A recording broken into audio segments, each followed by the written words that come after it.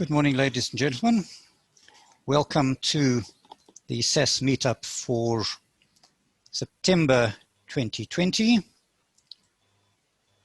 I'm Rick Robenheimer. I'm president of the South African Secular Society, and I'll be your Zoom master today. The presentation will be done by John Osterwick, and John has given me what he calls a short bio to give you beforehand by way of introduction. Dr. John Osterwick holds a higher diploma in education, physical science and mathematics from Wits, as well as a BA in psychology, an honours degree, a master's from Wits and a PhD from UCT, although he started it at Edinburgh. His PhD deals with the existence of God from the perspective of Bayesian statistics. He has completed a number of other short courses, including Prince 2 and Linux System Administration. His research areas cover matters relating to the mind and psychology, theory of education, and religion. He has 7 peer-reviewed journal articles. He has written a number of books which are available on Amazon.com, and he reviews articles for 4 academic journals, including 3 local and 1 international journal. He has also exhibited artworks. His employment history includes being a staff member at Wits in computer science and working for various South African government departments and NGOs, including the Department of Basic Education, where he was in the Director General's Business Process Unit. He also project managed the National IT Rollout Plan, Operation Pakisa. He is currently a government director and is also a partner in an IT company. Today, John is going to present to us a presentation entitled, "Does the Theory of Evolution Threaten Religion?" And after the presentation, there will be time for questions from the audience. John, over to you. Thanks, Rick. First of all, can everyone hear me? Loud and clear. Good, great. All right, let me do the share screen thing. Rick, I'll ask you to manage the guests if they come in. Yes, as will Judith, now, as we notice. Yeah, thanks.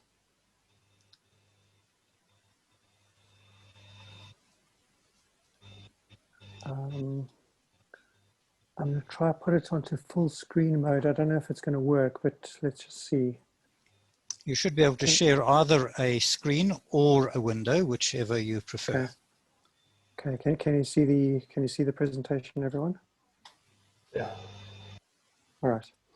So this presentation's got quite a lot of slides. I'm going to go through it quite fast. The part that I'll dwell on will be the more technical parts, because I think this particular audience primarily consists of the converted, so to speak. So I don't want to spend too much time preaching to the choir.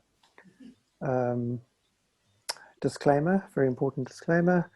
The views presented in this talk do not represent the views of any organization whatsoever.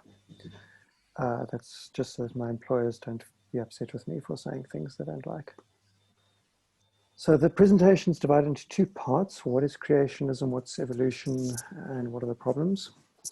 And then the second part is evolution a threat to belief? And that's subdivided into specific headings. So creationism generally, religion generally, Christianity in particular, and whether evolution could in fact help religion. So my argument will be that it can. So what is creationism? So I understand or believe there to be 3 varieties of creationism. Scriptural literalism, which I equate to young earth creationism, because if you read the scriptures, you'll see that they necessitate from their timelines that young earth creationism is true. The second version of creationism is deism, and the third version, the modern version, is intelligent design. So obviously these sort of pictures where you've got these spirals get creationists all excited, and they say, well, clearly this is evidence of design. And my answer, well, any scientific answer would be no, this is clearly not evidence of design. It's just Fibonacci sequence. It's nothing special. So it's a mathematical output of just how nature unfolds. All right, so what is scriptural literalism or young earth creationism? So this is the position that God exists. God created the world as we see it with its current creatures recently, in other words, 600 years ago or thereabouts, in 6 literal days. Sometimes you'll have guys who will avoid that point and they'll hum and haw and maybe say, no, it wasn't literally 6 days. But then they're sort of gliding towards the deist or intelligent design position. So young earth creationists is your 6,000 year mark. God intervenes in the world regularly. Evolution does not take place. In other words, special creation, everything was created as is. And then the general support for this is the claim that the Bible's true, and it's the word of God, it's the divine word of God, and therefore it's infallible. And so what's in the Bible is a literal record of how everything appeared. So I like this diagram on the side, which explains the YEC position. The Bible is true because the Bible says the Bible is true. It just goes in a circle. All right, some other examples of YEC. So fossils, various explanations from YEC people. One is that it's a satanic hoax. So the devil put the fossils there to test our faith. Scientific hoax, like Piltdown Man, we know that was a hoax. Dinosaurs and humans coexisted. That's another story. Possibly there are other explanations. I'll show you a humorous example on the next slide.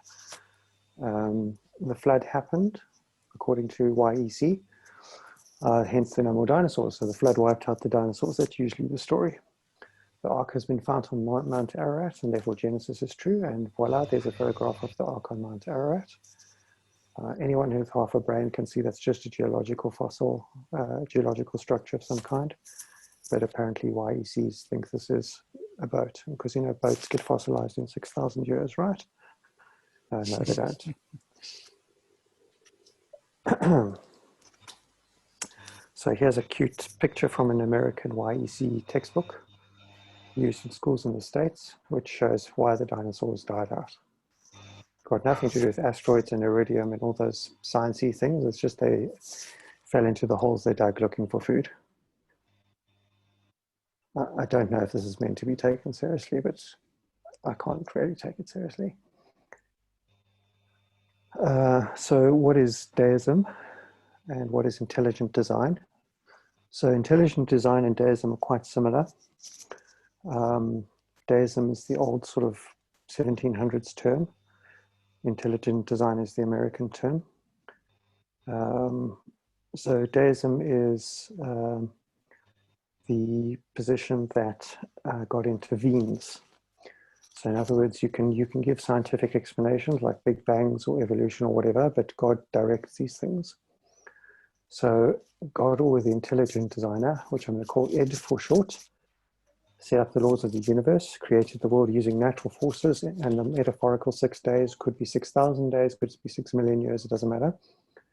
God, or the intelligent designer, then sat back and watched the world take shape. Speciation does take place, but it's directed by God, or it's under his laws, his or her laws. And God and intelligent designers differ really on the extent to which God intervenes subsequently. So the intelligent designer, our ID position is that the intelligent designer guides evolution, and the deist position is that God doesn't intervene. He just set it up once and it ran from there. So deist intelligent design is basically very similar sort of position, except to the extent of intervention. So your ID theorist thinks that God continuously intervenes. So there's some respected historical adherents of this. So David Hume, the most famous of the analytic tradition of philosophers, very smart guy, wrote his book when he was 21. He was an adherent of deism, but it's also possible that he just said that so that he wouldn't get charged with blasphemy. Modern ID proponent, the most famous is Michael Behe, American. And then the question comes for, well, where is the evidence for ID rather than, say, just straightforward laws of universe. And that comes as follows. You've got a number of cases in biology where we see things that are really remarkable that look too complex prima facie to be evolutionary.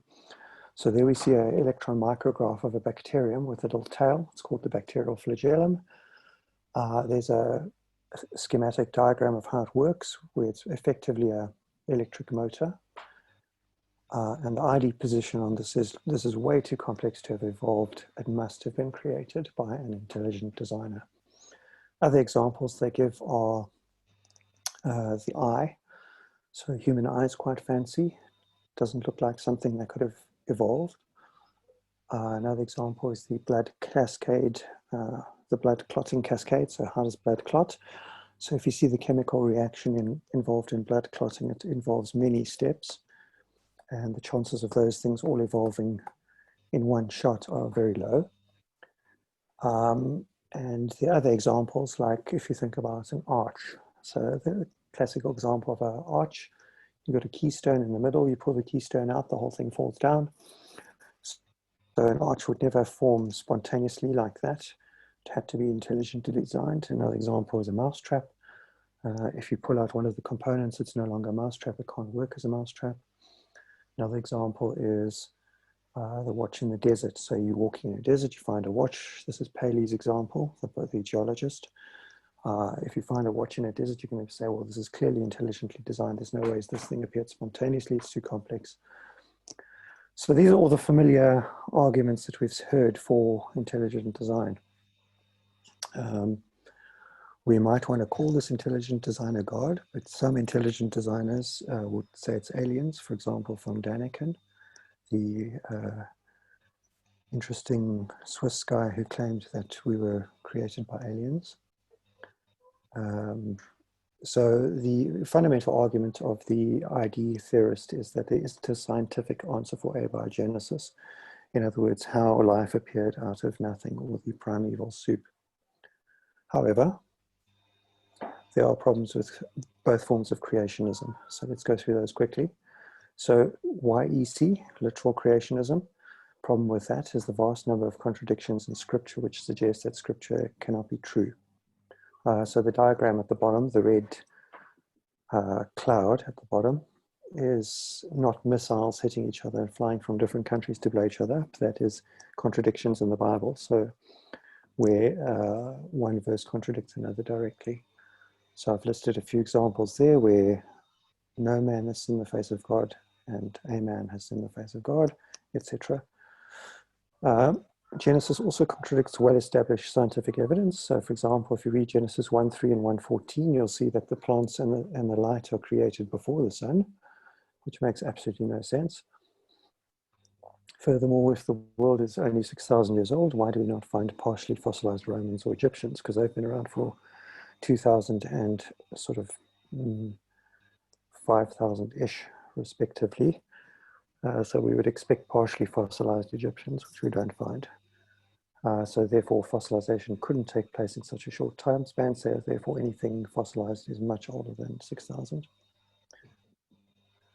On the issue of the flood, if we look for the so-called evidence of a global flood that the early geologists purported, it was actually just evidence of glacial movement. And then we look at something like Epic of Gilgamesh from the Middle East, where that pretty much describes the Noah's Ark flood scenario. That was very obviously borrowed into the Hebrew mythology. Furthermore, there's conservation of matter problems. So if we did have a global flood that covered the entire planet, where did the water go? Conservation of matter energy says we couldn't have had it destroyed, so it must have gone somewhere. Maybe it froze into the ice caps, but even if we do defrost all the ice caps, it still won't cover the entire planet. So lastly, there's the arc anomaly on Mount Ararat, which is very clearly just a geological thing. There's a range of possible explanations for it, such as glacial rock movement, pyroclastic flow, etc., etc. Dating methods used by scientists. So one of the criticisms of science is that the dating method is unreliable. I've yet to see an ID theorist actually show that this is true.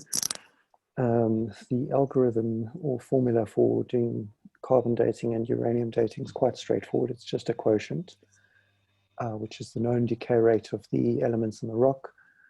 We divide the quantity found in the rock versus the known quantity that should exist over time given the half-life. So you can work out in a fairly simple high school level formula how old a rock is by the quantity of isotopes present. And this applies to uranium dating, carbon dating, all of them. The only thing is that with carbon dating, it's known by scientists to be unreliable for the simple reason that carbon-14 turns to carbon-12 within a roughly 60,000 year time frame. So anything older than 60,000 years simply can't be carbon dated because absolutely everything would have lost the carbon-14 proportion by that time. So the half-life of carbon is too short to allow us to carbon date longer. So that whole argument that carbon dating is inaccurate is just really a red herring. As for cases where they carbon date something new and find that it's ancient, again, that just depends on what happens. So if for example, you find an organism that carbon dates at 1,000 years old, but it's actually only 1 year old, that would suggest that the organism in question just consumed something that had a high carbon-14 ratio in it for whatever reason. It doesn't prove anything about the actual age of the organism. So the whole argument about the accuracy of scientific dating is really a red herring. So that's young Earth creationism. Here's a quick refutation of intelligent design. Obviously, it's a humorous refutation. So intelligent design pretends to be scientific over here, then a miracle occurs and it continues being scientific over here. And the scientific community's reaction to ID is always, I think you should be more specific. How this miracle occurs, it's not really like Harry Potter where you just go Wingardium Leviosa and suddenly there's a bacterial flagellum. So the problems with deism and ID as follows. Deism is a cosmological model. It's irrelevant to evolution. So God intervenes in the Big Bang, but not really afterwards. So we don't need to resort to deism. Let's not confuse abiogenesis and evolution. Furthermore, putative examples of intelligent design can be successfully explained by reference to prior parts with different functions or scaffolding. So for example, if you want an arch to stand up, you just need to scaffold it. A mousetrap, if you remove part of it, it's still a bulldog clip. You remove the base, it's still a spring, so it's still useful. Half an eye is still useful for telling light and dark apart, or object proximity, even if it can't resolve a clear image. Just as partial hearing is better than full deafness. More primitive cascade mechanisms in blood exist in more primitive species, so that one's refuted. Bacterial flagella may have evolved from a viral injector or secretor or a support mechanism, so again, it could still be useful even if it wasn't motile. So this is what we call the recruitment thing in biology, where a part that was used previously for a different function gets recruited to perform a new function. So this leaves us with evolution being most likely correct. Another thing that theists confuse is the misconceptions. So they have an issue around misunderstanding what evolution is about. So there's a bunch of stereotyped objections to evolution, which led to it being satirized, as we can see this nice picture of Darwin. So the first misconception is the just a theory misconception. Then there's the linear evolution misconception. There's the why are there still monkeys just conception. There's the I've never seen it happen misconception, and so on. So I'll address these misconceptions briefly here. So the just a theory misconception, well, the theories include gravity, relativity, and quantum mechanics. So we don't tend to disregard those. So what a theory means in science is not just a guess, like in theory the Springboks will win. It means something more like a model with a formula that predicts. So the way scientific progress works is you make a hypothesis based on your evidence. If it predicts future evidence, it's then accepted as the standard theory. This is a modesty behavior. In other words, we're calling it a theory just because we don't want to say it's a fact. The reason we don't want to say it's a fact is out of modesty, meaning that any future contradictory evidence could refute the theory. So some examples of theories that have been discarded: Bohr's atom, the Greek elements, phlogiston, the ether. So those of you not familiar with these, Bohr's atom is the one that looks like a little series of planets. That's been replaced with quantum mechanics. The Greek elements, earth, air, fire, water, that's been discarded. Phlogiston being a kind of a substance that causes combustion, and the ether being an all-pervasive sort of force field. All of these have been since refuted or disregarded because they don't serve useful theoretical purpose. So if something is just a theory, well, there you go. Gravity is just a theory, go on. So another misconception, we're not a direct sequence of steps. So we've all seen this diagram with the monkey, chimp, a taller monkey standing up, a monkey with a spear, a monkey with a stick, and then a human. That is not how evolution happens. Our ancestry is a tree with many dead branches.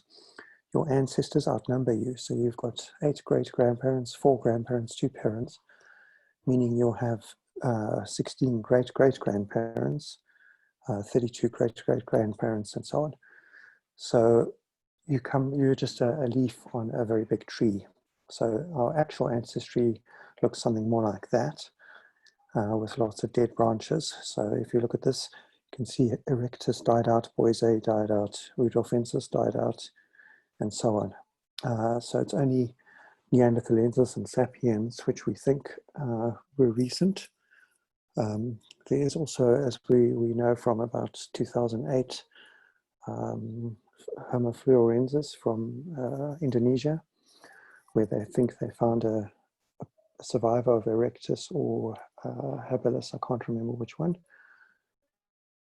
So on the issue of the monkey still exist, there's a common misconception that one day a fish gave birth to a frog, or a monkey gave birth to a human, and that's not what evolution says. Creationists complain monkeys still exist, and the answer is not about, well, monkeys still exist. It's not about fishes giving birth to frogs. It's really about success in a niche based on features. So monkeys are somewhere further down the same tree of primata, they're just not in the same branch. So if we go back to this diagram here, roughly 6 million years ago at the bottom here, that's where the chimps and other apes split off from the human lineage. So another objection is I've never seen it happen. Well, that's clearly false. So extremely drug-resistant tuberculosis, the flu. Why do we get a new flu shot every year? Because the flu virus is evolving. Why do we have extremely drug-resistant tuberculosis? Because it's evolved to be able to avoid antibiotics. Dog breeding is deliberate evolution controlled by humans. It's speciation. Mud skippers, leaping blennies, lungfish, and handfish. Those are 4 examples of fish which show terrestrial features. So either front limbs that can be used for propulsion, or the ability to breathe air by going to the surface. So there's 2 photographs at the bottom of 2 species of mud skipper, where the fish breathes underwater and then climbs out onto land. It takes millions of years for a significant mutation to happen spontaneously in a particular birth, and for that evolution to, speciation to occur as a result of that.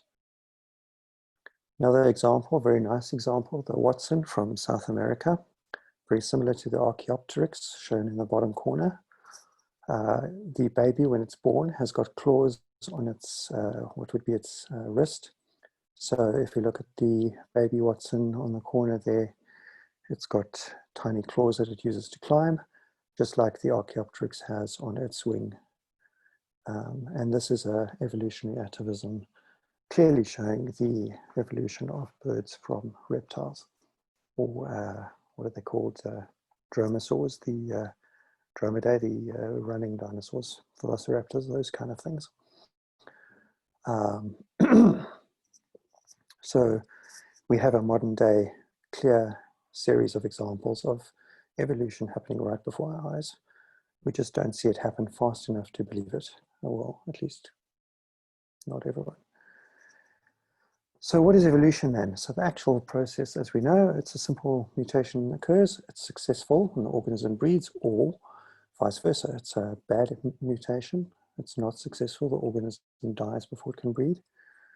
Some mutations have no major effect on breeding success and they perpetuate. So alopecia, for example, which I have the misfortune of suffering from, it's not been sufficiently bad a mutation for me to not breed, and therefore my lineage continues. So it becomes randomly part of the population. Whereas if it's something that causes the creature to not breed or die out, you then find the mutation appears randomly, but it dies out quickly. So polar bears are white because if they were black, they'd be visible to their prey in the snow, hence they would die out. Similarly with white lions and tan lions, white lions are the anomaly. They disappear and die out shortly after appearing because they can't catch their prey. So it's got nothing to do with a species changing into another, it's about features accumulating. So the easiest way I find this to explain this to people who are evolution skeptics, as I said, it's really just about accepting the following premise, that if a being gives birth to a baby and the baby has a feature which helps it survive, the baby will probably live long enough to have babies. And you say, okay, do you accept that? Yes, you accept that. Well, you've accepted evolution, you've accepted the whole theory. Why? Because that's really what it requires to be true. So it's a probabilistic argument.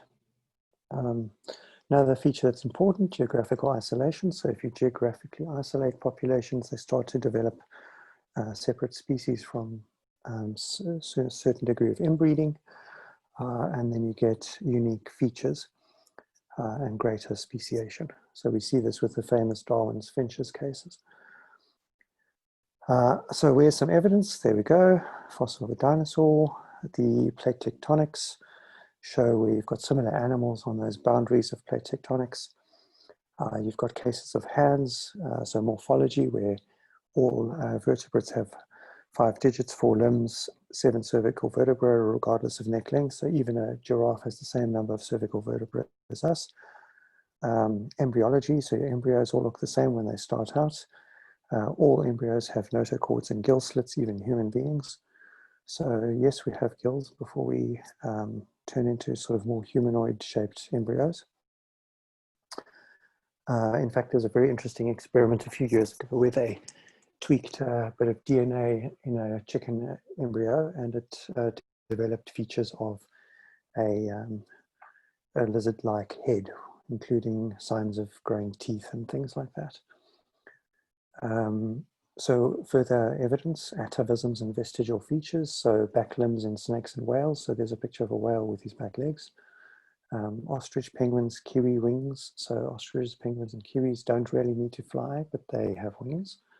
The coccyx in the human being, which is of course a tail.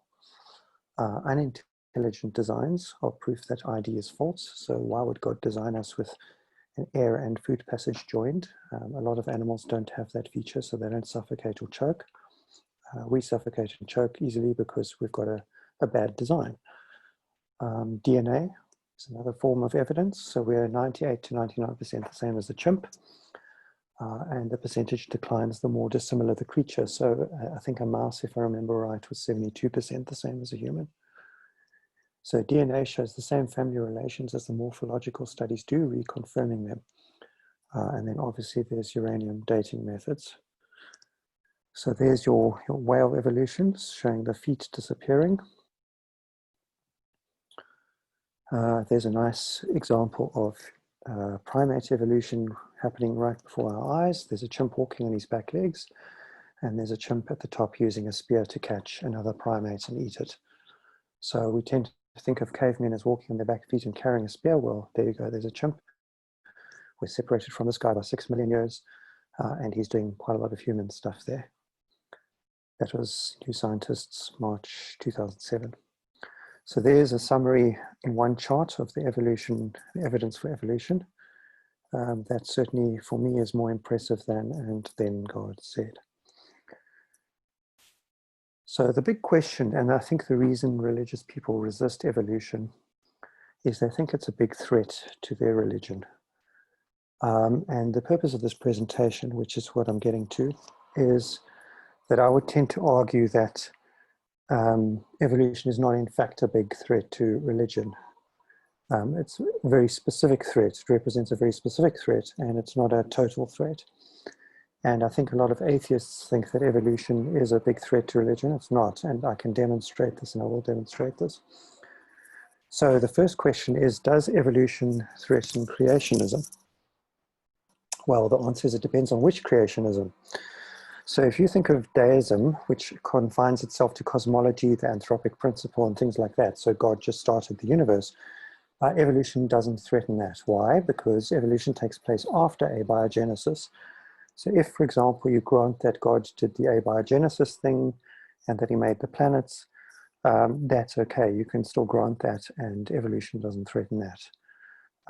So as long as we lack 100% explanations for abiogenesis, consciousness, and a few things like that, you can fill that gap with God, which is your God of the gaps argument. And evolution has nothing to say on those things, so it really cannot refute God on those points. Intelligent design is threatened because it insists on ongoing intelligent intervention in speciation like guided evolution. So that is threatened by evolution, because the theory of evolution suggests that evolution happens without guidance. So for me, what makes the intelligent design theory clearly nonsense is the existence of atavisms. So if evolution was intelligently managed by God, we wouldn't get atavisms.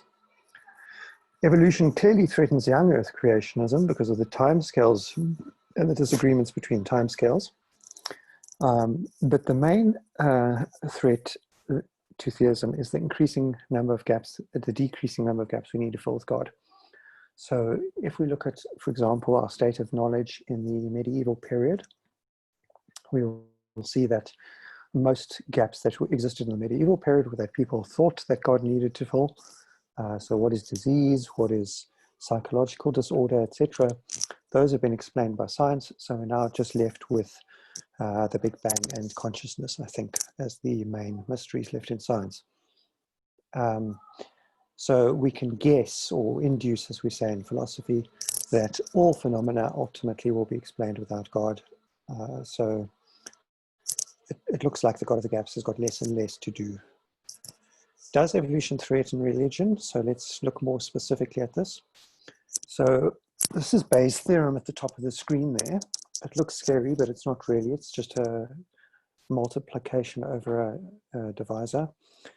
And we've got, so it reads as follows. The probability of the hypothesis, given the evidence, is equal to the probability of the evidence, given the hypothesis, multiplied by the probability of the hypothesis prima facie, divided by the probability of the evidence prima facie. So if we put evolution and theism in there, it goes the probability of theism given the evidence of evolution is equal to the probability of evolution being true given theism times the probability of theism being true divided by the probability of evolution being true without theism. So if you actually put numbers into these, some reasonable numbers, you'll find that it gives a low value for theism, but it doesn't refute deism.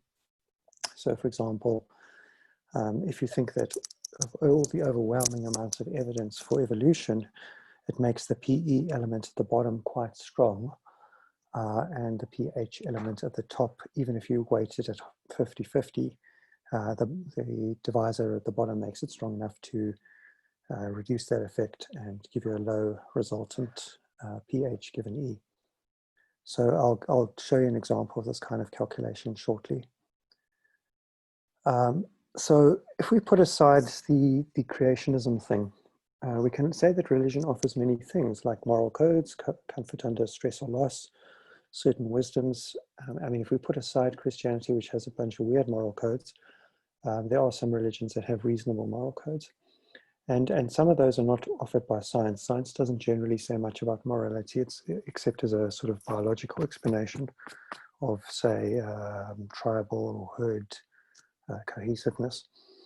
And none of those advantages are in fact threatened by the theory of evolution and are in fact supported by it. For example, chimps and others show moral behaviors. such as fairness, sharing, mutual support. So the question that might come up for an atheist then is if Genesis is false because of evolution, surely the rest is false. And the answer is not necessarily. So think of a historical novel. Say you've got a novel in which features JFK and he says certain things in the novel. You don't know he said those things. Those things might be false, but the rest of the novel might still be true. So what we could say is that evolution only lowers the probability of the truth of the Bible. So if we weight Genesis by numbers of pages, say at about 1.5% of the Bible, it still gives the Bible a 98% possibility of being accurate. I mean, obviously there are other problems with it, but let's not go into those. So when people say they feel threatened by evolution, you can actually say that no. If you look at the sheer weighting of the Bible by books, evolution at most threatens about 1.5% of that book. So really, it's not that big of a threat. What is a more substantial threat that evolution brings to the whole religious literalism position is that if you admit that there is a flaw in the Bible and you admit that the Bible contains a flaw, namely Genesis is false, then what happens is you're admitting in effect that the Bible is not the divinely inspired word of God. It becomes a imperfect human product, or at least 1.5% of the Bible is imperfect. That's what you're guaranteeing. So then you can't go for young earth creationism anymore, but you can still be a deist. So in my view, only young earth creationism and its modern child, intelligent design, are threatened by evolution. It's not religion itself, it's just those two versions of creationism that are threatened. What really threatens religion is the position known as materialism. Materialism is the position that there's no such thing as a spiritual. But materialism is not the same thing as the theory of evolution, and you can believe in materialism without believing in evolution, and you can believe in evolution without believing in materialism. They don't necessarily entail each other logically. So for example, if you're not a materialist, in other words, you think there might be such a thing as the spiritual, then it's not incoherent, or it is coherent, to believe that evolution is true and God exists. Because if you believe in the spiritual, you can believe in God. And if you're not committed to the materialist position that everything is physical, then you can still believe in religion, even though evolution might disprove Genesis. So on the side here, I've got a diagram showing fMRI, functional magnetic resonance imaging. So this is where we can see what's happening in somebody's brain based on their mental states. And for me, this is by far a much bigger threat to religion than evolution is, but I'll leave that discussion for the end. The last part of this discussion of whether evolution threatens religion, what I'd like to talk to about is the very specific case of Christianity and what threat evolution poses for Christianity rather than religion broadly. So according to Christianity, we know the story. Eve was tempted, there was the fall of man, and we are born in sin. So according to Christianity, due to the fall, we're born in sin and we need redemption through the person of Jesus Christ, who was sacrificed to mitigate our sin in the Garden of Eden. Now, if Genesis is false, it means the fall of man didn't occur, and that means that the redemption story of Christianity is no longer necessary. Because the redemption story of Christianity really depends on the fall legend. Since there's no evidence for a literal Adam and Eve, since we have evolutionary theory, which is very, very heavily supported, since Genesis is probably false, at least the creation story therein, it seems to me that the soteriology of Christianity, that Christ came to save us from the fall, is false. And that then is a threat to Christianity. So even if that's true, one can still say that maybe Christianity has some worthwhile moral teachings. So for example, love your neighbors, you love yourself, do unto others as you do unto yourself. All of those sort of homilies that one finds in the New Testament are still, I think, reasonably good moral dicta. The only thing is they don't depend on God and they don't depend on soteriology. So I think evolution gets a huge bad reputation in the West because the West's primarily Christian, and therefore people appreciate that it threatens the Genesis story and hence the fall. So what we have on the screen now, which looks intimidating, is an excerpt from one of my journal articles where I'm demonstrating this argument. So I'm going to go through these technicalities very briefly so that you can understand just how strong this case is. So if we take step 1, the creation story of Genesis, CG, entails that there is original sin, OS. And step 2, original sin entails soteriology is necessary. And then I'm justifying that with reference to Romans 5:11. So therefore, from this we can conclude by deductive syllogism that the creation story in Genesis entails soteriology. If the theory of evolution is true or the creation story is true, in other words, that's a direct contradiction, it follows that either the theory of evolution is true or Genesis is false or vice versa. So TE then not creation. So if it's called the law of excluded middle, you have to choose one of those positions. You can't say the sky is blue and the sky is not blue. So then we go to a Bayesian argument that the probability of the theory of evolution, given the evidence, is greater than the probability of creationism, given the evidence. It follows that the probability of creationism is therefore low. So probability, it's probably not true. Step 7, that creationism is true. Therefore, if probably not creationism, it follows that probably not original sin. In other words, probably there's no such thing as original sin. And therefore, if the probability of original sin is low, it follows that the probability of soteriology being true is low. From this, we can conclude that the probability of soteriology is low, or that the salvation doctrine of Christianity in particular is improbable. Now, if we accept that Christianity comprises soteriology plus specific moral teachings of Jesus plus theism, and we accept that probability of soteriology is low, we're still left with Jesus' moral teachings and we're still left with theism because, remember, theory of evolution doesn't in fact refute theism because deism could still be true. From this, we can conclude that in fact most of Christianity still survives TE. So theism survives and Jesus' moral teachings survive. What doesn't survive is the human sacrifice story, the soteriology. That doesn't survive. The next question one might ask is, does theory of evolution perhaps help religion? And what I want to argue is that in fact, yes, it does. So if you believe the theory of evolution, you can in fact solve one of the atheists' big problems for religion. So atheists like to argue that religion must be false because if God is good, God would not allow evil. So my answer is no, in fact, if evolution is true, you can't make that argument. So does evolution help religion? So the problem of evil is as follows. God is all good, all powerful, and evidently unwilling or unable to prevent evil. Now, there are many problems, responses to the problem of evil, and they all seem to fail, including the free will defense. Because that in particular does not account for natural evils. So there's an author called Rowe who was writing in the early 1990s, and he gave a number of examples, one of which was E2, example 2.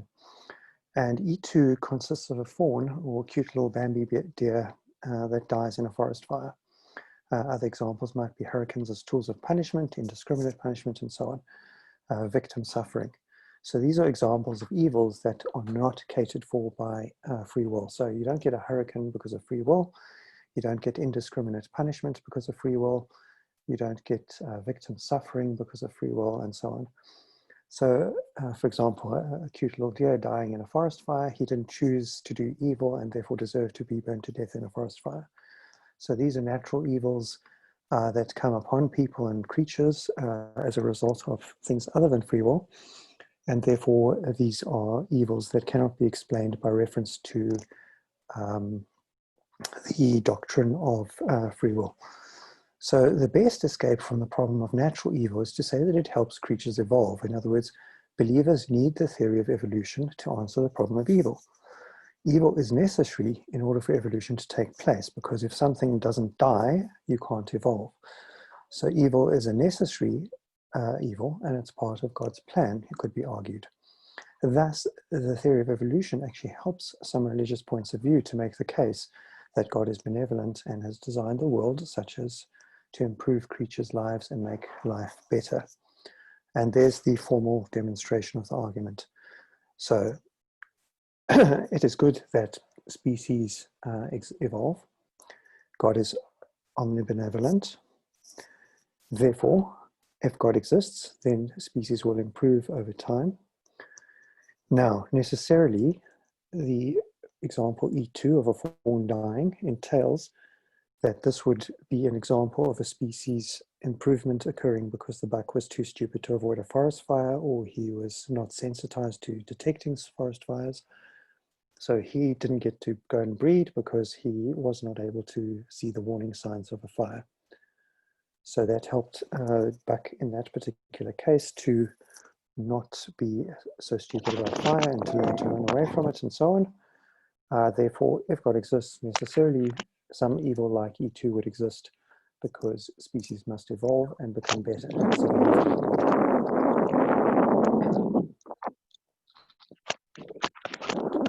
Sandy, would you mind going on mute? Thank you.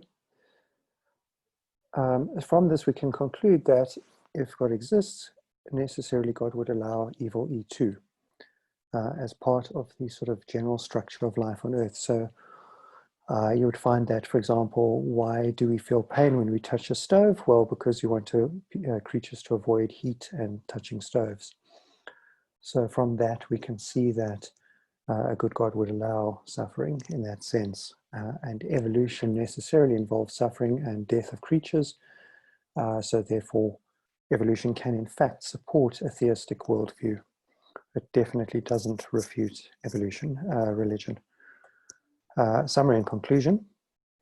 Evolution calls into question the origins of species and speciation only, not the origins of life, which is abiogenesis, nor the origins of the universe, which is cosmology. There still may be gaps for God to fill, such as abiogenesis and cosmology, and science needs to answer those questions. And until then, in my view, it's quite reasonable for theists to hold the position that God did it. I mean, I don't think they're right, but I can see the reasoning. Evolution does not, in fact, threaten deism, and all it does is refute scriptural infallibility, that is, that scriptures are perfect, and it does contradict Genesis and original sin, so probably the salvation doctrine of Christianity is false. But that does not entail the entire Bible is false. So, for example, the tales of the ancient Hebrew kings may be true. That would take archaeological research.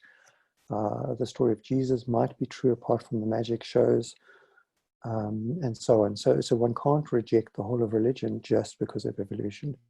Furthermore, as we've mentioned, evolution supports the evolution of creatures and therefore a benevolent deist position.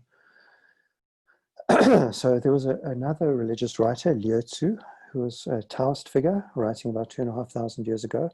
He pronounced that higher creatures emerge from lower creatures. So did the ancient Greeks pronounce this. And the ancient Greeks were polytheists. So you've got a Taoist religious figure and ancient Greeks who were polytheists saying that evolution takes place. So again, an example of evolution not refuting religion. Therefore, it's both logically coherent to believe in God and evolution. And evolution is therefore a potential answer to the problem of natural evil, that is, necessary evils caused by nature. Hence, religion can in fact be helped by the theory of evolution. Most importantly, then, atheism does not follow from evolution. It follows from materialism, which is the view that everything is physical. So on the idea that evolution shows that religion is false, Professor Dawkins gets an F. And the real threat to theism then is whether there is anything such thing as a spiritual, which, as I mentioned earlier, for me, the evidence of fMRI is the biggest threat to religion, not evolution. Thank you. That's it.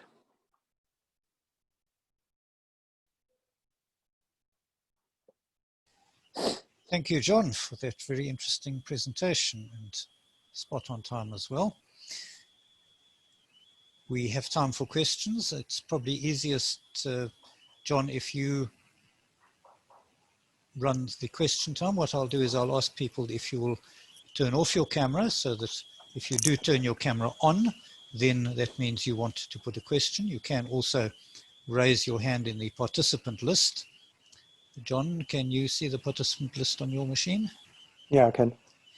Okay, so I will turn it back to you to run the question session, and if people turn on their videos, then it means they want to talk and they need to unmute themselves, please, just to save John having to find the unmute button.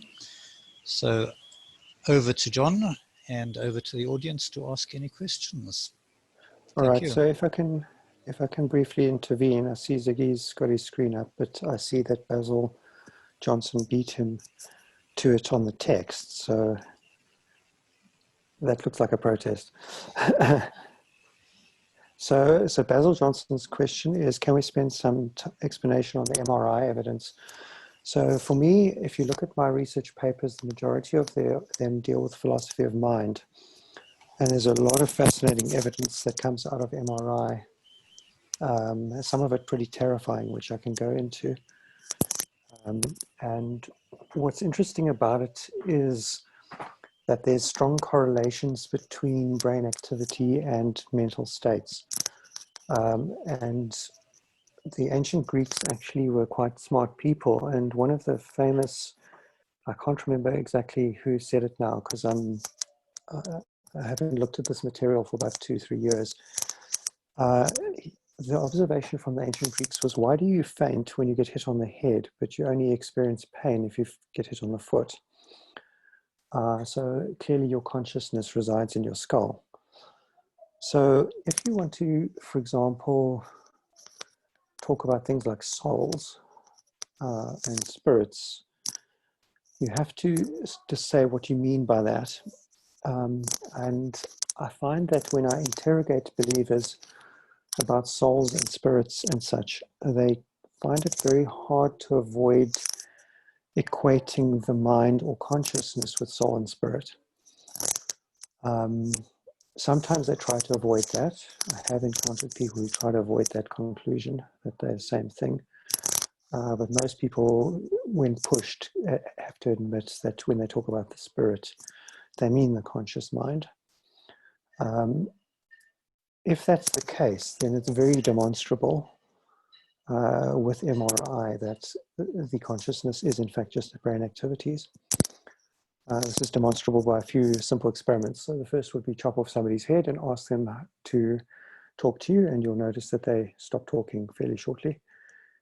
And you'll notice that their brain stops operating fairly shortly, and they no longer report having conscious experiences.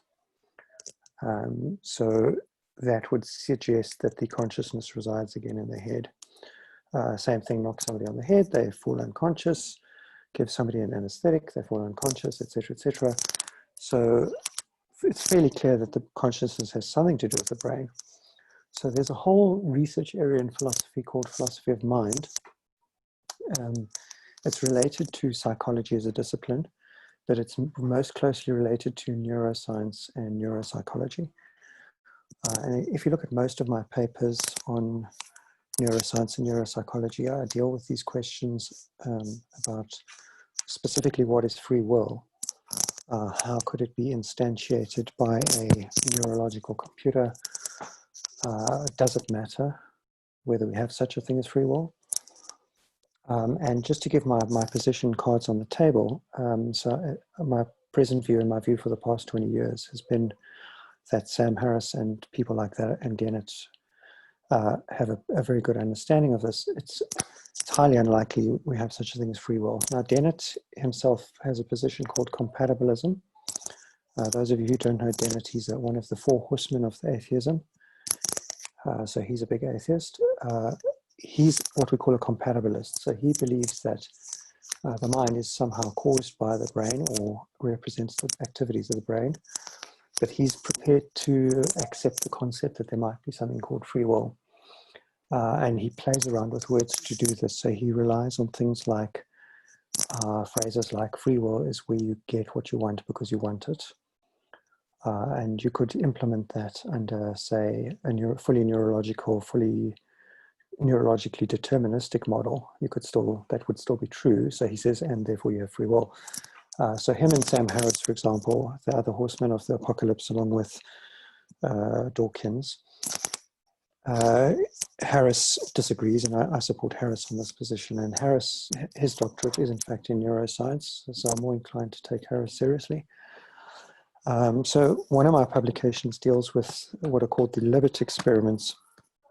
So in 1983, there was a guy called Benjamin Libet, and what he did was he tried to time consciousness versus brain activity.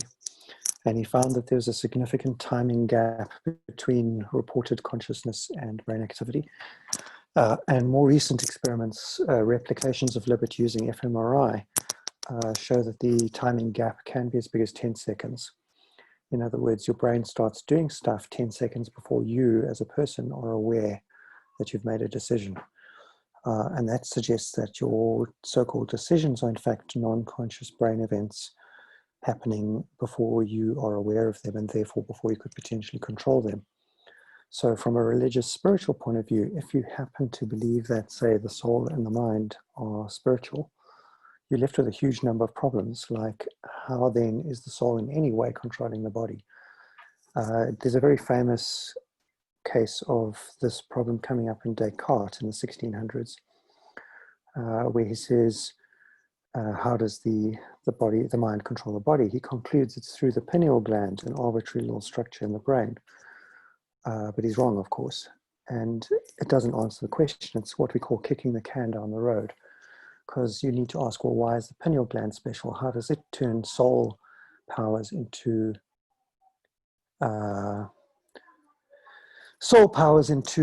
material movement of the body? It doesn't answer the problem. It's just kicking the can from the corpus callosum or the cerebellum into the pineal gland. It really doesn't help. So it's easier to just bite the bullet and say the brain is physical, the soul is activities of the brain, the soul is physical, and that is the end of the question. There's a very interesting problem that also comes up with theism as a result of this, which is why I say fMRI is such a huge problem for theism. Because take this case, if the soul is in fact just the activities of the brain, and the soul is what's controlling the body, and it's the mind and it's the activities of the brain, it suggests the soul's physical, fine. What about big souls like angels or gods? Okay, so this becomes even more problematic, right? Because if you're going to concede that the human soul is just brain activity, that means a whole bunch of things. Like, first of all, when you die, and those electricities stop moving, electrical signals stop moving around. So you are then dead, and your electricity dissipates. So that's one huge problem. The other huge problem is then, what is God made of? I mean, if he exists in space and time, what is he made of? So you'll see amongst my journal articles, one of the interesting ones I've put up is a defense of pantheism. So let me quickly disclaim and say I don't believe pantheism, but I've put a defense of pantheism up because for me that's the only plausible model of God. And what that does, and the way that works, is it uses a model of mind called functionalism, which says that as long as something functions like a brain, it can be a brain.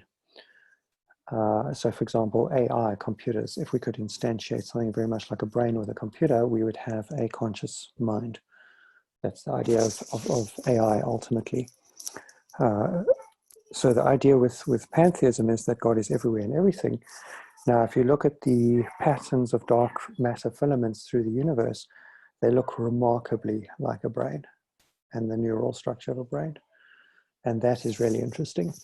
And if that is true, if functionalism is true, it is very possible that the universe itself could have consciousness as a kind of a side phenomenon, or what Dennett calls an epiphenomenon of its mere existence. So for me, that's a fascinating idea. I think it's false for various reasons I give in the paper, but it's still an interesting idea, and it's far more plausible than "and then God said." So some theists argue that God is extratemporal, or supratemporal, or supramaterial, so he's not in the universe per se. But then that raises a different problem. It raises the Descartes problem again, but from outside the universe. So how does God impinge on the universe? How does he control your providence? How does he make you have good luck? How does he find your car keys for you, etc.? If he's not in the universe. So if God intervenes in space and time, it suggests that he must be part of space and time or able to interact with it. So you've got a cosmological pineal gland problem in that case. So you can see why fMRI is actually devastating to religion compared to evolution. Evolution is trivial to dismiss from a theistic position. Evolution only threatens soteriology. It doesn't threaten anything else. Whereas fMRI is drastically threatening because it really makes the spirit non-existent. It reduces the mind to electricity. Now, some very scary examples of fMRI. Let me scare you now.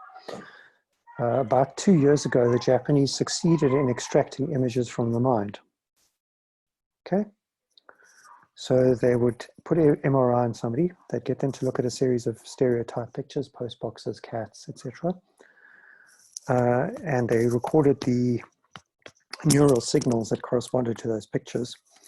They then would say to the person, the experimental subject, okay, what you're going to do is you're going to look at pictures and our computer will tell us what you're looking at.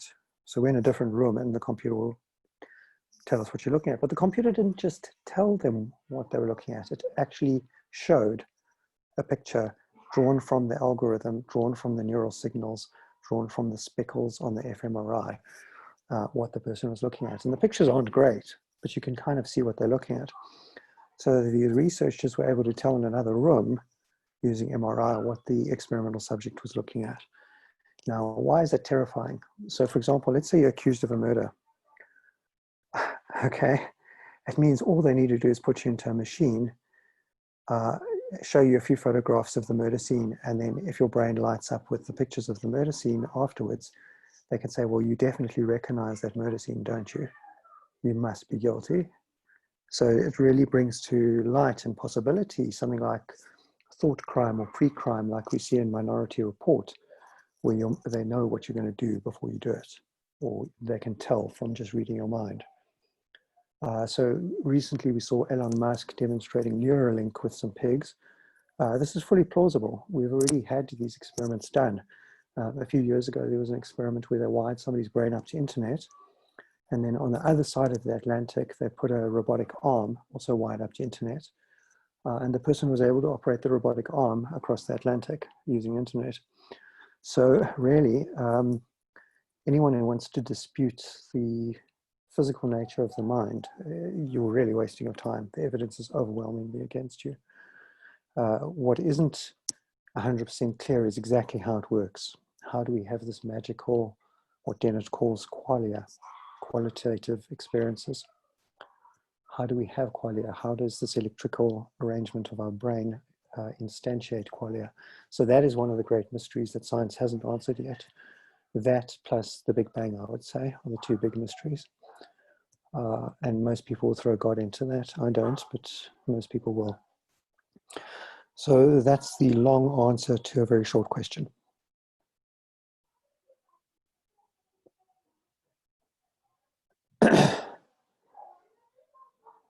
See, John Richards says, will you come on my show? I'll just put my email address there and you can talk to me on email. Does anyone else want to ask a question?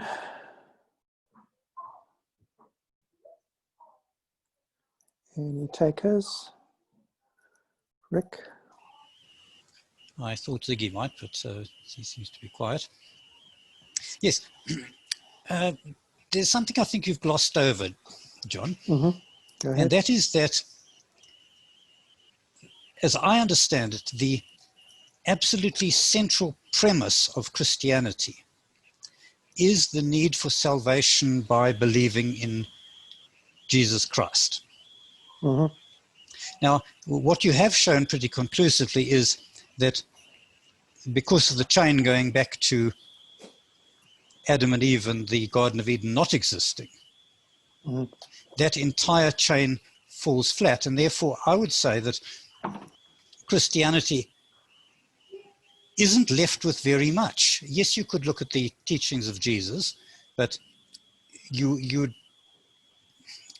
not left with anything about his divinity. you're not left for a need to believe in him. It would seem that the major pillar of Christianity is simply destroyed by evolution, and I don't think you're giving enough weight to that particular thing. You're almost weighting those three articles as equal weight and saying, well, there's a lot of Christianity left. I would disagree with you. Would you like to comment on that? So I think that's a correct position if you look at modern Christians. If you look historically, say pre-Council of Nicaea, so before the whole discussion of Jesus' divinity, so let's assume, for example, that, so I've got a book on Amazon about this called Did Jesus Christ Exist? Where I express severe skepticism that the man even existed. If you look at Christianity prior to the Nicene Council, you see that a lot of the teachings and a lot of the belief systems were about sayings, which theologians refer to as your Q gospel, which is your kvela, your source of the homilies of Jesus. And if you take it seriously, that Q is the core of Christianity, then the whole soteriology thing and the whole divinity thing become curiously separated. Another interesting thing about the soteriology and human sacrifice aspect of Christianity is we find it in Gnostic texts.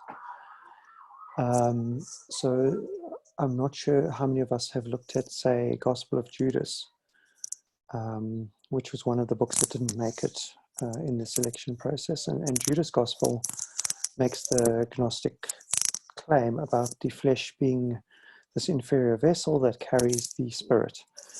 And putting aside materialistic claims, to me it looks like Christianity is actually a hodgepodge of belief systems. And what we currently know as Christianity is really an overemphasis on the soteriology, which is actually a kind of a thing that came around the 300s. And a lot of the soteriology predecessors, such as the body being a vessel for the spirit, the necessity of Jesus to leave his body and become pure spirit, etc., which morphed into the human sacrifice idea. I find those conceptions of Christianity to be more ancient and specifically Gnostic rather than, say, Q gospel, which is mostly homilies. So it depends kind of on which Christianity. I mean, obviously, most of Christianity's history for the past 1700 years has been the type that you refer to.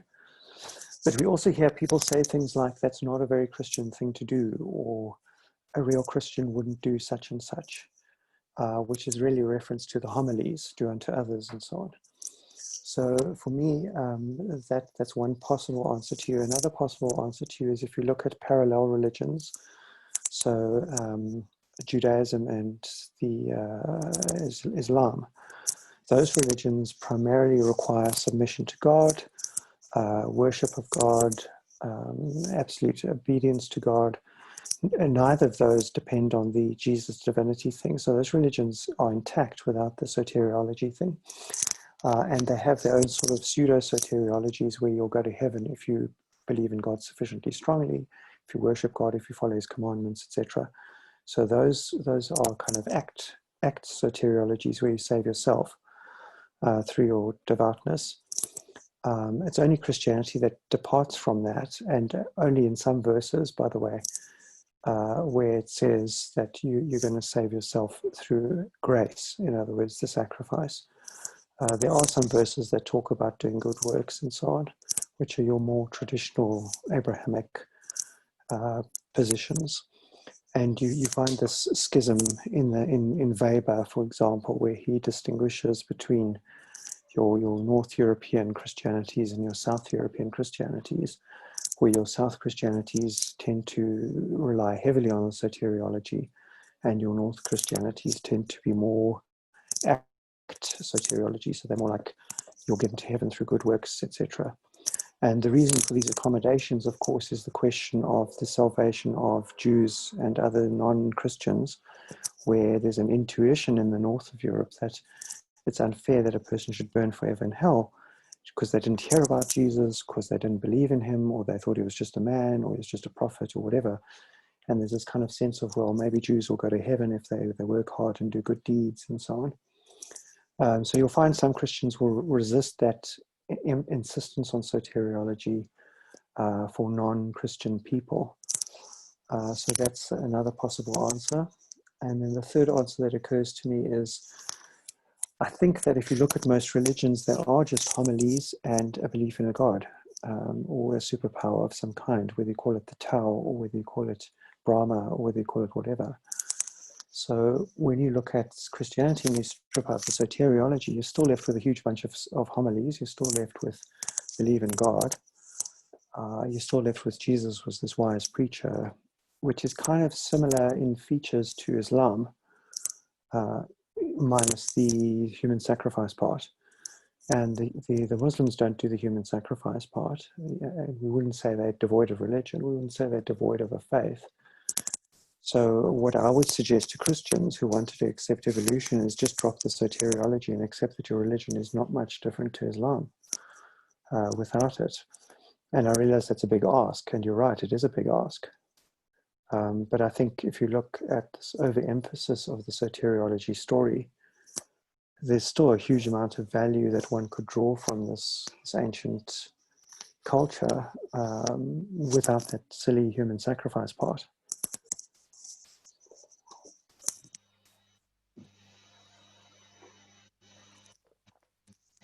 I think Ziggy's waving his hand now, but I see Scott has also got his hand up for Bayesian equation. So Nogalides asked about academic reference. I'll paste that reference here. There we go. There's the academic reference. So Scott, you were first on the Bayesian question. Sorry, Matt and Ziggy. I'll cue you as 2 and 3. Scott, do you want to ask your question?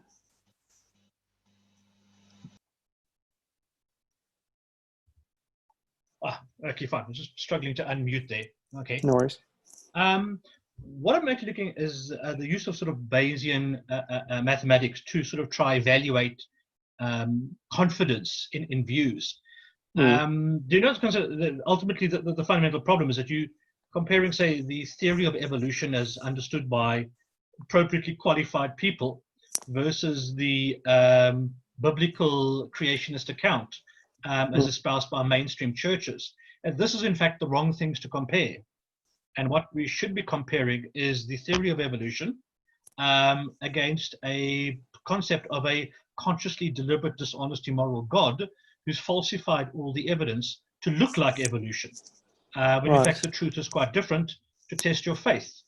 And this actually was an issue put to me by a Roman Catholic priest, saying that this is a discussion point in the Vatican already in the 60s to deal with the problem of science and how at the time there was a massive surge of evidence from the Middle East refuting the Bible as a reliable account, and then of course raising questions. And the only thing that was holding them back from being open about it was the concern that if they acknowledged God as dishonest and immoral, people would leave the church and they wouldn't get the money. After our experiment with Donald Trump, then maybe that isn't really a problem. And so in fact, despite all that work you've done for a PhD, does it really, are we not finding that it doesn't matter what your outcome is? It doesn't actually deal with the fundamental debate around religion. Sure. So let me just briefly answer that by saying that my PhD doesn't actually deal with these matters. So the theory of evolution doesn't make an appearance in my PhD. My PhD deals with cosmology, and it addresses the evidence for cosmology from a theistic perspective and from a scientific perspective. And it's in fact a response to a theologian called Richard Swinburne, who uses evidentialism to try and support theism, and I'm trying to show that he's in fact mistaken. And he makes a mathematical error, which is the punchline. He makes a mathematical error. Okay. Yeah, so this particular question, I think you're right, that would be one way to do it. There's also a question of subjectivism around Bayesianism, which you alluded to there, where we talk about what is the value of your prior probabilities, so your PA, your PE, and your pH by themselves. Those values are very subjective. One can try concretize them. One can try get decent, reasonable, mutually agreed values for those. And what you can also do is you can humor your enemy. So you could say to your opponent, what value would you put for this? And you could use their values. And in a lot of these cases, you can still show that they're mistaken because the values come out against them in the end.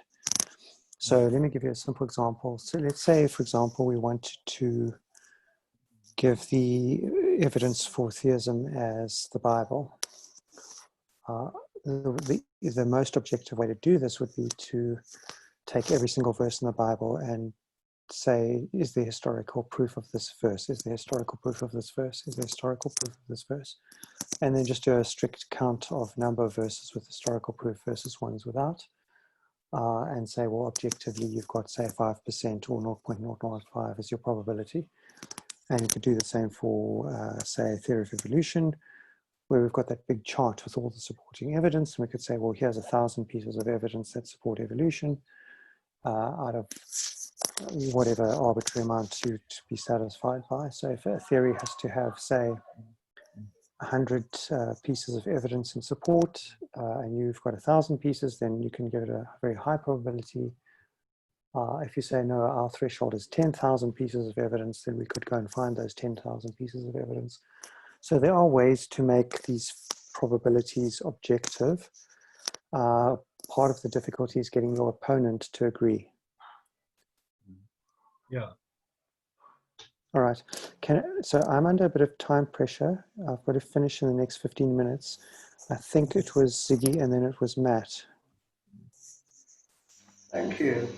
John, it seems to me that this soteriology of Christianity depends rather heavily on the historicity or otherwise of the Jesus figure, and you did mention in passing that you've got views on that.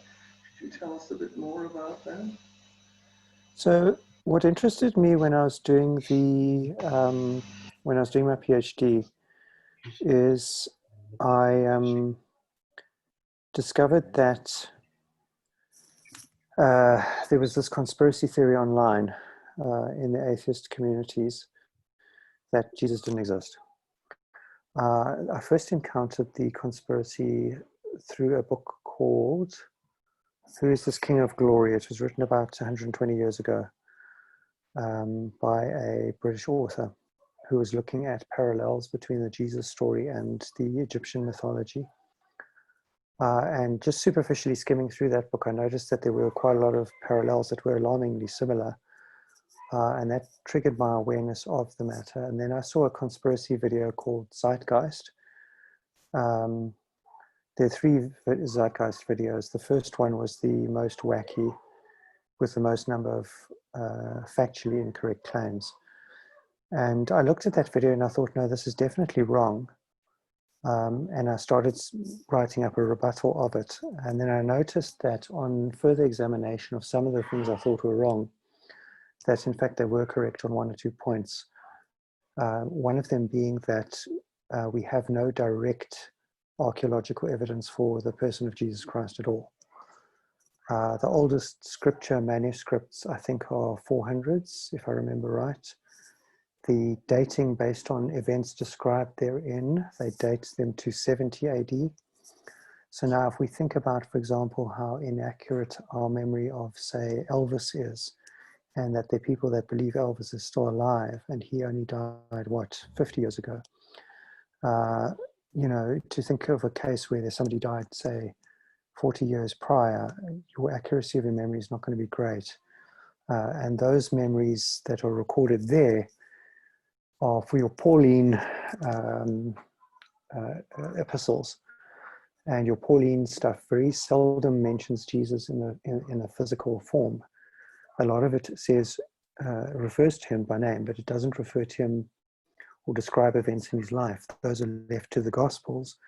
And the earliest dating I've seen for the oldest Gospel, which is Mark, I think is 90 AD. So you're looking at sort of 60 years after the putative life of Jesus Christ.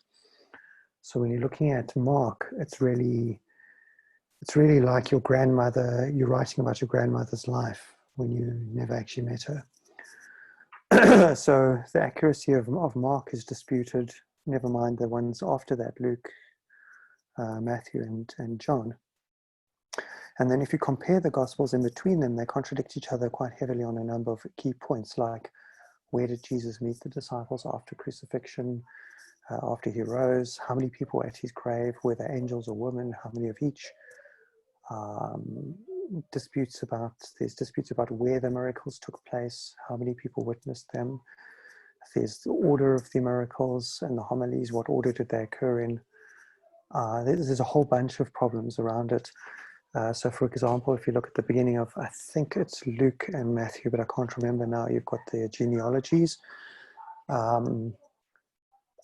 You feel free to correct me on these things. My memory is very vague. I'm talking about a book I wrote about 10 years ago. The genealogies are significantly different.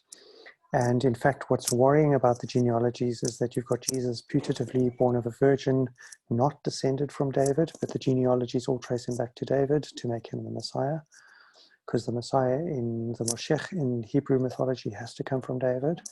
But Jesus is given that genealogy in the books, but then he's said to be born of a virgin, meaning not from David.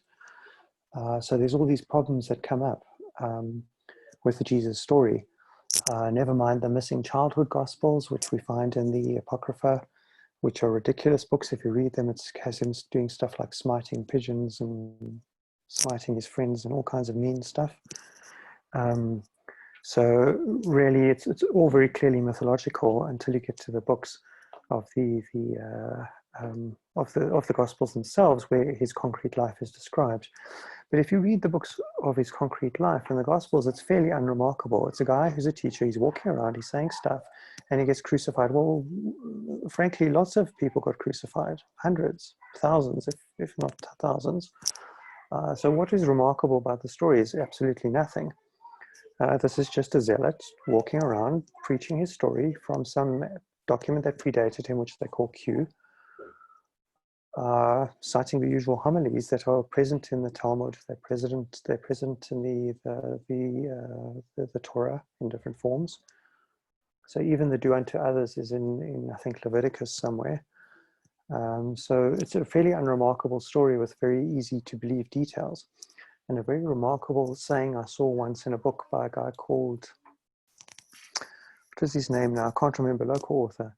He said, just because a novel is realistic doesn't mean it's historical. So, I mean, if you read the Gospels, they come across as a realistic narrative of a guy walking around in the desert. But so what? I mean, Dan Brown's novels are realistic, but I'm pretty sure Professor, whatever his name is, doesn't really exist. You know, so something being a realistic story doesn't necessarily mean it's true. And then when you look at the Old Testament, where you've got these fantastic stories of great beasts swallowing people in the sea and they don't die in digestive juices, and manna falling from heaven, and Israelites surviving 40 years to get 20 kilometers from Egypt to Israel, you know, you get these preposterous stories, and you look at this and it's clearly nonsense. So when you're looking at the New Testament, which is really believable by comparison, it's a very unremarkable story of a guy walking around saying stuff and then gets nailed to some planks and he's dead. So for me, that's an unremarkable story. It's not the greatest story ever told by far. It's a fairly mundane story. And so from my argument in my book about Jesus' existence, as I say, this is a very believable story because it's so mundane. The only part that's not believable is all the magic tricks, plus the part that he was born of a virgin, plus the part that he's in fact God, because there's no reason to believe any of that. And there's technical reasons not to believe it as well. So there's a story that the word in Greek for maiden versus the word in Hebrew for maiden versus the word in Aramaic for maiden are ambiguous. They can mean a girl or a virgin. So this got mistranslated by King James, hence the myth that carried on. There's all kinds of funny anomalies like that. But in terms of archaeological evidence, raw archaeological evidence, there's zero. I'm exaggerating by saying zero because I can think of 2 cases that corroborate the story, but they don't corroborate Jesus. The examples in particular are the Pilate stone and the Caiaphas stone. So they found a tombstone with the name Caiaphas on it, or in ancient Hebrew, Caiapha, and they found a stone mentioning the name Pontius Pilate. That's it. 2 stones with 2 names carved on them. Now, the fact is that that suggests that those individuals existed. But so what? I mean, I can write a novel about JFK, where there's a bunch of fictional characters in a novel. It doesn't mean JFK didn't exist, and vice versa. It doesn't mean the novel's true. Just because there's some historical figures in a novel, it doesn't make the whole story true. It just means that some of it's true. So maybe Caiaphas existed, maybe Pontius Pilate existed, but it's still not proof for JC. That's the problem.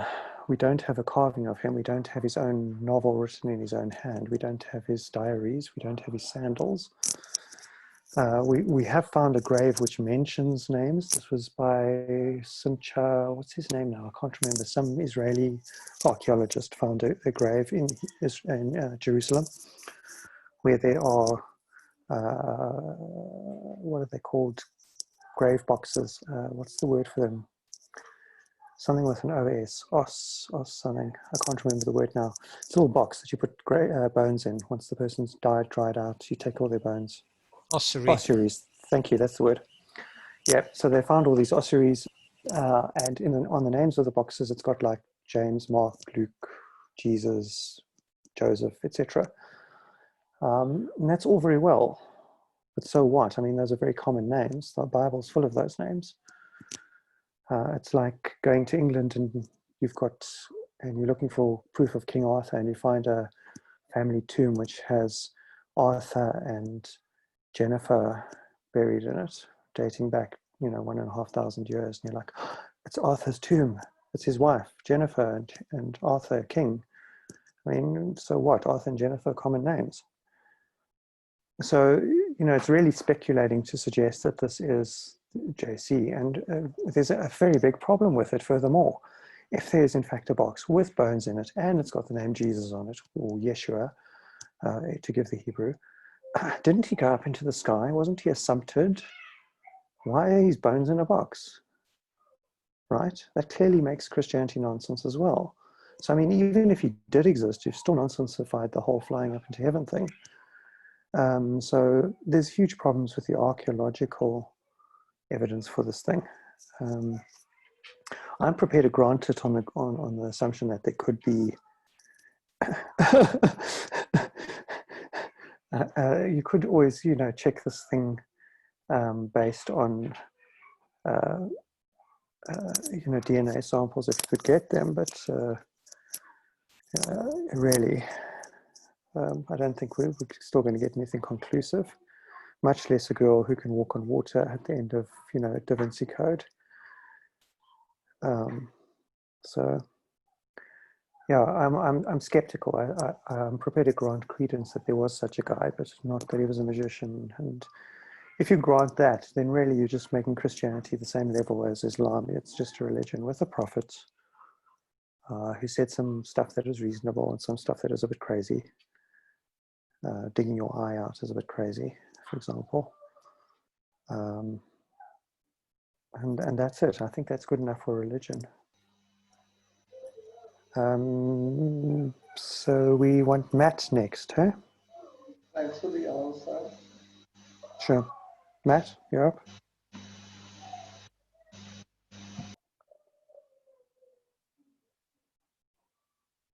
Sorry, Zoom was messing me around. Honestly, Ziggy read my mind. Okay. Pretty much asked exactly the same question. Okay, cool. And I think your last bit sealed it for me, where you said, look, you're prepared to grant that he may have existed just without, all the mumbo jumbo. And I think I find myself in the same position. I'm not convinced either way. So thank you. It was a good answer. Sure, pleasure.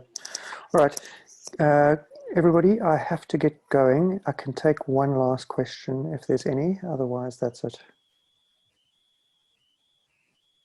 Going once. Going twice. Right, we don't seem to have any takers. On behalf of SAS, I'd like to thank John very much for his presentation, very interesting. Thank you for stimulating our minds. And everybody who is on the leadership team, remember we have a SAS general meeting this time in a week's time. All right, before we go, what I can do is I can chuck the PowerPoint into the chat so people can have a copy of it and go through it in their own time. Thank you. Yeah, Right, so I'll keep it don't mind online if for a you- bit so people can download it if they want to. Yep. Oh, it's quite big. It's 24 megs. We'll see if it'll upload.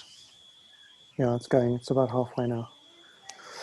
So yeah, so I think when dealing with Christians, I think it's better to not nuke their whole religion in one shot. And that's why what interested me about this idea of this talk was to say to them, look, guys, you can carry on believing in God. You can carry on accepting Jesus' homilies. Just drop the slightly more wacky stuff.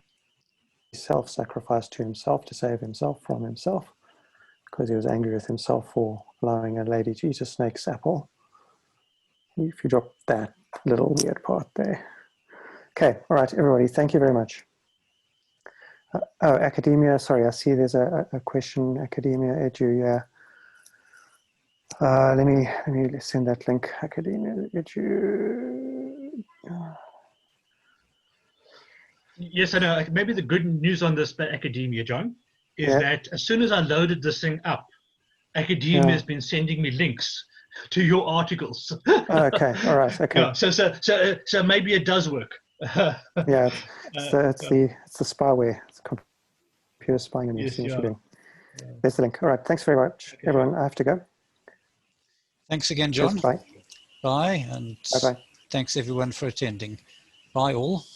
We'll stay online so that you can do your download, and once everybody's left, then we'll know we're done.